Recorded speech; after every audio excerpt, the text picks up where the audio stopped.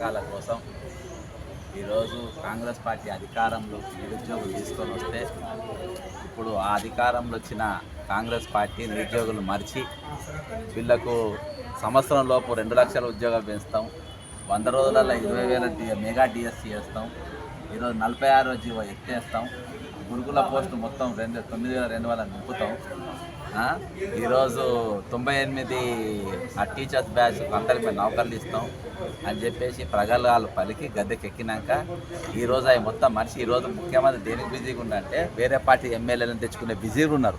అరే మేమందరం కలిసి వాళ్ళని ఓడగొట్టినారు అయ్యా, మేమందరం కలిసి ఓడగొట్టిన పార్టీ వాళ్ళని నువ్వు తీసుకొచ్చుకుంటావు, మేము పడేసిన పెంటను తీసుకొని నెత్తి మీద వేసుకొని ఊరేగిస్తామని ఢిల్లీకి పోయి ఈరోజు వాళ్ళ దగ్గరికి పోయి నువ్వు తీసుకొచ్చుకునే ప్రయత్నం, వాళ్ళని పర్మిషన్ తీసుకునే ప్రయత్నం చేస్తున్నావు. పోయి వీళ్ళ గురించి మాట్లాడు. ఈరోజు రాహుల్ గాంధీ వచ్చిండు, అశోక్ నగర్ లైబ్రరీకి వచ్చిండు, మీ అందరికీ నౌకర్లు ఇస్తామని చిక్కడపల్లి లైబ్రరీలో వచ్చి చెప్పిండు. అంతేకాకుండా ప్రియాంక గాంధీ వచ్చింది, యూత్ డిక్లరేషన్ అని పెట్టింది. నా యూత్ డిక్లరేషన్ లేదు, ఈరోజు ఇవాళ వరకు వీళ్ళకి ఎటువంటి ఉపాధి లేదు. ఈరోజు మేము ఒకటే చెప్తున్నాం, మోతీలాల్ నాయక్ ఈరోజు ఒక దగ్గర ఉద్యమం మేము మొదలుపెట్టి ఆగుతుందేమో అనుకున్నాం. ఒకరి తర్వాత ఒకరు జనార్దన్ మొదలుపెట్టిండు, ఇంకా చాలామంది ఒక దగ్గరికి వెళ్ళి జిల్లాల వైపుగా వెళ్తుంది. ఇలా మోతీలాల్ ఇవాళ అరెస్టులతో చెరసాలతో ఆ గత ప్రభుత్వం ఫెయిల్ అయిపోయింది, ఇంకా అటర్ ఫ్లాప్ అయిపోతావు.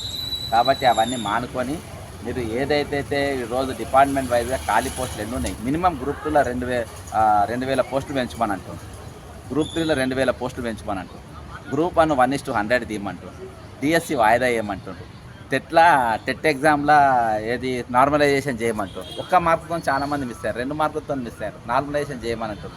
గురుకుల పోస్టు 9,200 9,200 మొత్తం దింపమంటారు. మెగా డిఎస్సి అనౌన్స్ చేయమని అంటారు.